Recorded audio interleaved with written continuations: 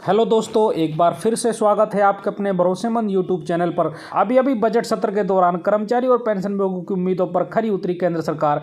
आगामी लोकसभा चुनाव के चलते और कर्मचारी संघ की लगातार चली आ रही मांगों को लेकर केंद्र सरकार का बड़ा तोहफा।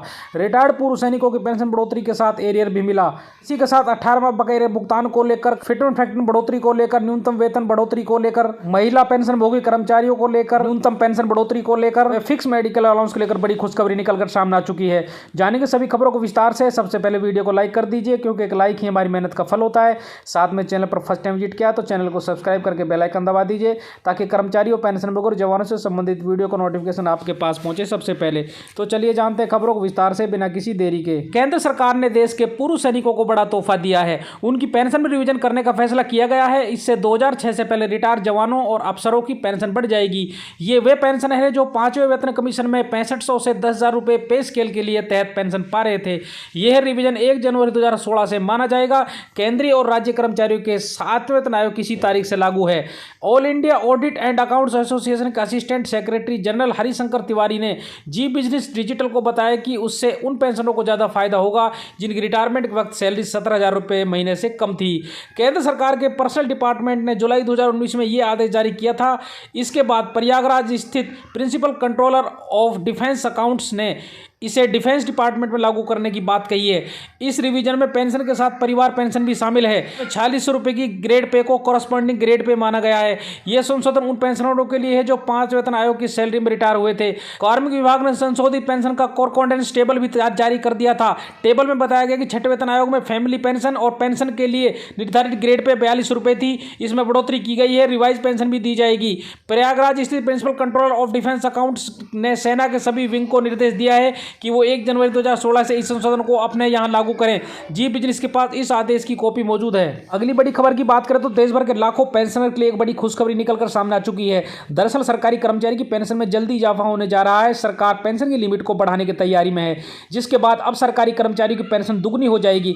फिलहाल इस मामले पर सुप्रीम कोर्ट में सुनवाई चल रही है। अगर सरकार यह फैसला कर लेती है तो आपकी सैलरी चाहे जितनी भी हो, लेकिन आपके पेंशन की कैलकुलेशन 15,000 रुपए पर ही की जाएगी। ईपीएफओ की इस वेतन सीमा को खत्म करने का मामला काफी दिनों से चल रहा है। इसके साथ ईपीएफओ में पेंशन कैलकुलेशन पिछली सैलरी यानी हाई सैलरी पाने वाले लोगों पर भी की जा सकती है। ईपीएफओ के इस मामले के बाद कर्मचारी को मिलने वाली पेंशन में बम्पर इजाफा हो जाएगा। इसके बाद पेंशनरों को ज्यादा पेंशन का फायदा देखने को मिलेगा। अगली बड़ी खबर की बात करते हैं। केंद्र सरकार के पेंशन लोगों को 80 साल की उम्र के बाद बड़ी पेंशन मिलना शुरू हो जाती है। सेंट्रल सिविल सर्विसेज सीसीएस का pension rule super senior citizen के खास प्रबंध करता है और पेंशन धारकों की उम्र जैसे जैसे 80, 85, 90, 95 और 100 साल का आंकड़ा छूती है तो उन्हें होने वाले भुगतान में भी तेजी से इजाफा हो जाता है। सीसीएस पेंशन नियम 2021 के अनुसार पेंशन धारक की उम्र 80 साल पूरी होने के बाद उनके कंपनसेंट अलाउंस में इजाफा हो जाता है, जो बढ़ी हुई पेंशन के रूप में मिलता है। हालांकि इसका लाभ सिर्फ रिटायर्ड सरकारी कर्मचारियों को मिलता है। अगर नियमों पर गौर करें तो आप देखेंगे कि 80 साल के बाद हर 5 साल के अंतराल में पेंशन धारक को मासिक भुगतान में बढ़ोतरी की जाती है। 80 से ऊपर लेकिन 85 वर्ष से कम रहने वाले पर बेसिक पेंशन का 20% बढ़ जाता है। 85 साल से ऊपर लेकिन 90 साल से कम उम्र पर बेसिक पेंशन की 30% राशि बढ़कर मिलती है। 90 साल से ऊपर लेकिन 95 साल से कम उम्र रहने पर बेसिक पेंशन की 40% राशि बढ़ जाती है। 95 साल से ऊपर लेकिन 100 साल से नीचे की उम्र रहने पर पेंशनधारक को बेसिक सैलरी की 50% राशि बढ़ जाती है। 100 साल से ज्यादा की उम्र होने पर पेंशनधारक अपनी बेसिक का 100% अतिरिक्त पेंशन पाने का हकदार होता है। केंद्रीय कर्मचारी और पेंशनर के लिए गुड न्यूज़ है। महंगाई भत्ते में एक बार फिर इजाफा होने वाला है। लेकिन एक और मामले में केंद्रीय कर्मचारियों को अच्छी खबर भी मिलने जा रही है। पहले बात महंगाई भत्ते में बढ़ोतरी की करते हैं। फिलहाल AISPI इंडेक्स 139.1 पर पहुंच चुका है। ऐसे में केंद्रीय कर्मचारियों के महंगाई भत्ते में 4% का इजाफा तय माना जा रहा है। इससे केंद्रीय कर्मचारियों की सैलरी में बड़ा उछाल देखने को मिलेगा। इससे सीधा फायदा 1 करोड़ से ज्यादा कर्मचारी और पेंशनर को देखने को मिलेगा। केंद्र की मोदी सरकार नए साल यानी जनवरी 2024 के लिए एक बार फिर केंद्रीय कर्मचारी का महंगाई भत्ता 4% तक बढ़ा सकती है। हालांकि बढ़ोतरी मार्च में होगी।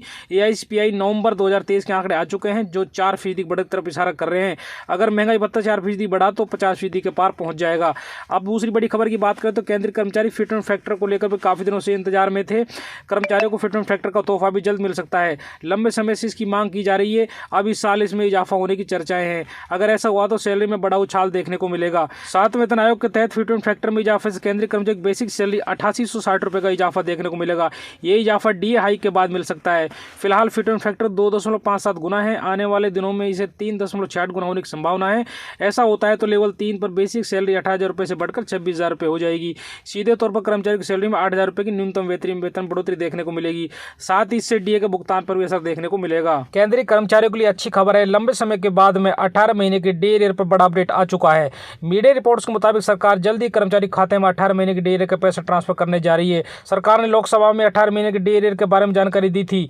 सरकार ने बताया कि कोरोना महामारी के दौरान कर्मचारी को रोके गए महंगाई भत्ते से सरकार को 34,402 करोड़ रुपए का फायदा हुआ है। 48 लाख ज्यादा केंद्रीय कर्मचारी और 68 लाख ज्यादा पेंशनरों को जल्दी डीए एरियर का पैसा मिल सकता है। बता दें, सरकार की तरफ से अभी तक डीए एरियर को लेकर कोई सहमति नहीं बनी है, लेकिन उम्मीद जताई जा रही है कि आगामी लोकसभा चुनाव को देखते हुए सरकार 18 महीने की डीए एरियर का फैसला ले सकती है।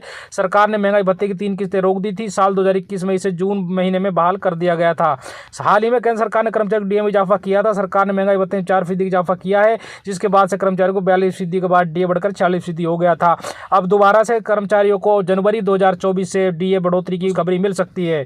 केंद्रीय कर्मचारी लगातार मांग करते आ रहे थे कि 18 माह एरियर उनका हक है जो उन्हें हर हाल में मिलना चाहिए और उसका पैसा रोकना नहीं चाहिए।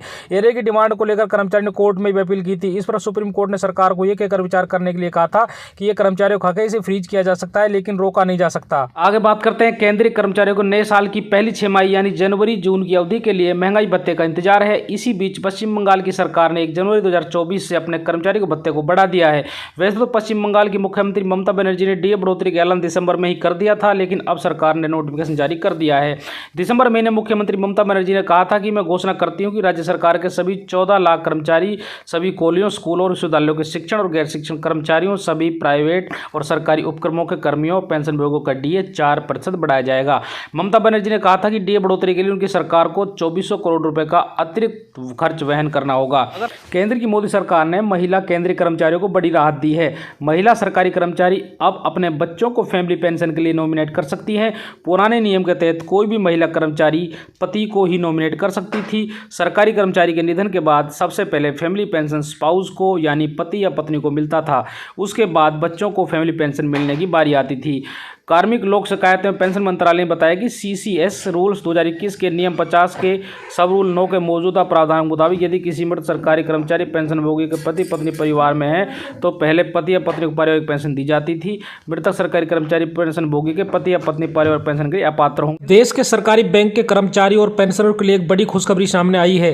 1 नवंबर 2022 से पेंडिंग सैलरी बढ़ोतरी मांग पर सहमति बन चुकी है, जिसका मतलब अब सरकारी बैंक के कर्मचारियों की सैलरी बढ़ सकती है। इंडियन बैंक एसोसिएशन और यूनियन 5 सालों के लिए 17% सैलरी रिविजन करने पर सहमत हुए हैं।